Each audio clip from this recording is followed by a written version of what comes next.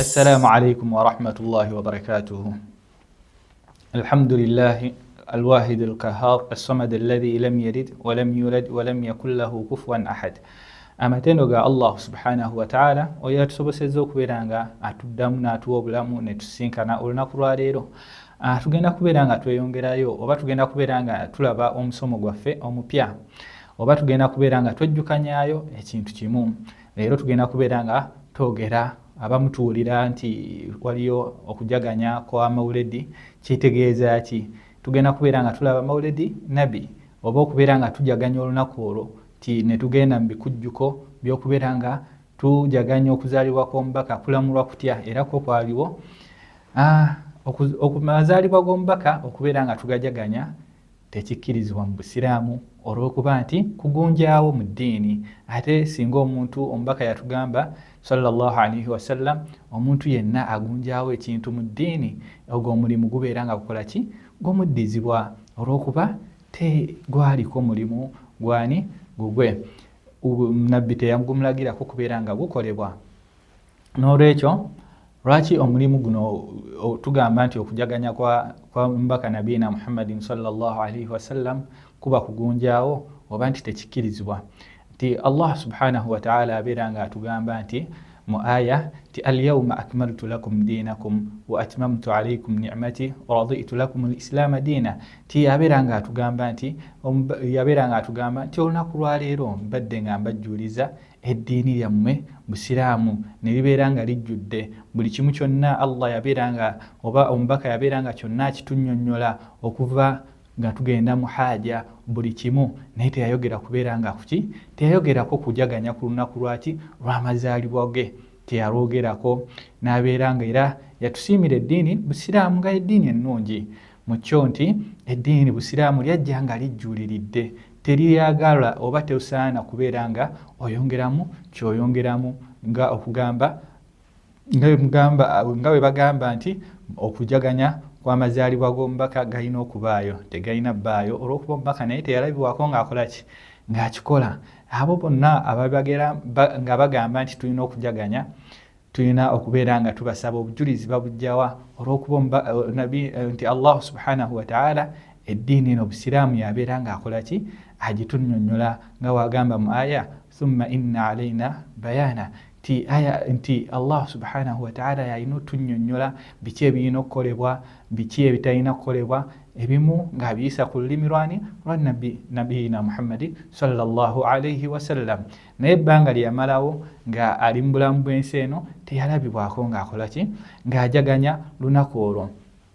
Olunaku luno olutandika ddi okubeera nga lujaganyizibwa ti olw'okuba ku mulembe gwa nabiina Muhammadin sallallahu alaihi wasallam terwalabibwako nga lukola ki nga lujaganyizibwa, tetwalabaako nga lukola ki nga lujaganya. Era oluvannyuma lw'okufa kwe basahaba be abaaliwo abaali bamwagala ennyo nabo tebaakola ki tebaalujaganyako. N'emirembe egyaddakwaawo abamu ku baali bagoberera ebintu by'abannabbi oba bagoberera enkululo omubaka ze yalekawo nabo tebaakola ki tebaalujaganyako. Wabula mu maaso eyo waliwo ekibinja ekyali kirwanisa Obusiraamu eky'Abafatimiya be babeera nga batandika okubeera nga bajaganya olunaku luno. Nonno bo baali bajagana lwaki tibaali basanyuka okuba nga omubaka yafa, naye abantu awo bajja ate okubeera nga nabo batandika okukola ki okujaganya nti mazaalibwa gaki ga mubaka. Naye nga mu butuufu olunaku olwo lwe bajaganya ate omubaka lwe yakola ki lwe yafa.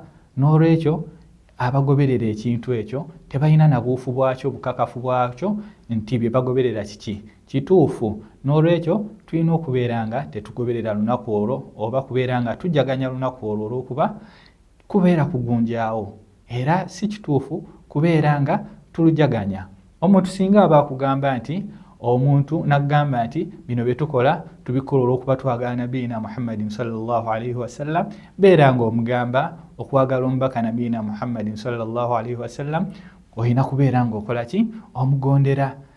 Okumugondera batya ng'okola ebyo bye yatulagira okukola n'okuleka ebyo bye yatuziyiza. N'olwekyo ebyo tebiriimu omubaka teyabikolako era teyatulagirako kubeera nga tukola ki tubikola. N'olwekyo okulujaganya olunaku olwo kirimu okubanga si tekikkirizibwa.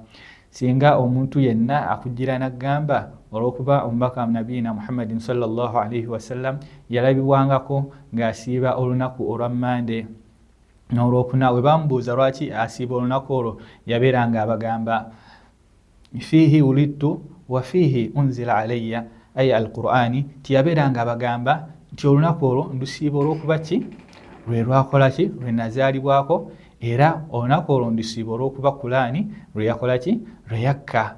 Awo nno abasinga bwe bakola ki bwe bajja obujulizi, naye nno mwattu obeera ng'omubuuza omubaka ye yakolanga ki yasiibanga. Ate okusiiba kukontagana neki n'okubeera nga tujaganya olw'okuba kiri haramu okubeera nga tusiiba olunaku lwaki lwa Idi oba olw'okujaganya luba lw'amasanyu, naye kati lwaki bo abatujaganya olunaku olwo tebasiiba? Olwo nno weebuuza ekibuuzo, okwo kubeera kugoberera nabiina Muhammadin sallallahu alaihi wasallam oba kubeera nga tumwawukanyeeko olw'okuba ye yabeera nga akola ki asiiba olunaku olwo, mwe lwaki temulusiiba bwe kubanga kituufu mugoberera nabiina Muhammadin sallallahu alaihi wasallam. Era omuntu singa yeekwasa hadithi eyo omugambanga nti ye omubaka nabiina Muhammadin sallallahu alaihi wasallam buli wiiki yabeera nga asiiba Mande n'olwokuna, kati mwe lwaki temusiiba lunaku olwo? Lwaki temusiiba lunaku olwo? Lwaki mubeera mufunayo olunaku lumu ate ne mulujaganya? Olwo nno obeera babeera nga bakoze eki bawukanye ku mubaka nabiina Muhammadin sallallahu alaihi wasallam. N'ekirala abeekwasa nti olunaku lubeera amazaalibwa gwa nabbi obagambanga nti olwo olunaku kwaliko ensonga nnyingi lwaki omubaka yakolanga ki yalusiibanga. Mwalimu okubanga waliwo hadithi endala egamba nti olunaku olwo Allah lwatwala emirimu gyaffe malayika wezitwala emirimu gyaffe nejjanjula eri Allah. N'olwekyo yayagalanga nnyo okusiiba olunaku olwo malayika zimusange bagenda otwala emirimu gye ng'akoze eki asiibye. N'olwekyo kirungi okubeera nga tugoberera omubaka nabiina Muhammadi obuufu bwe yakola ki bwe yabeera ng'ayitamu. Era n'enkomekereza nga ngamba nti okubeera nga tugunjaawo ebintu mu busiraamu ebitaliiwo oba okubeera nga tujaganya olunaku luno luyinza otuviiramu akabenje nga bwe tulaba era abaganda baffe abatali basiraamu nti Isa oba nabbi Isa batandika kubeera nga babeera nga bajaganya olunaku lwe yazaalibwa, ekyavaamu ne bamusukkulumya okuva kuba nabbi ne babeera nga bamutuuma ate oba ne babeera nga bamufuula nti Allah, naye ng'era byava ku ki kubeera nga bajaganya nnaku ezo oba kubeera nga bagunjaawo ebipya ebitaaliwo mu ddiini. N'olwekyo baganda bange bakubiriza okubeera nga olunaku luno tulwewala olw'okuba tebulinaako bujulizi, tebuliiyo mu busiraamu. Assalamu alaikum wa rahmatullahi wa barakatuhu.